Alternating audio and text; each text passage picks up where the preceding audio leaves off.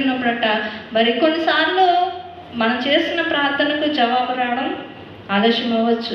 మనం అడిగినది పొందుకోవడానికి కొన్నిసార్లు ఆలస్యం అవ్వచ్చు.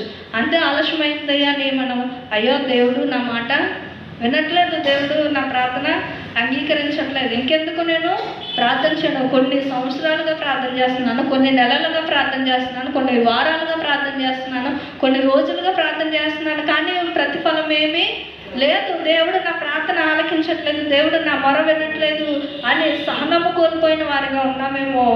అలా ఉన్నట్లయితే మనం ఎంత ప్రార్థన చేసినా దానికి ప్రయోజనం ఉండదు.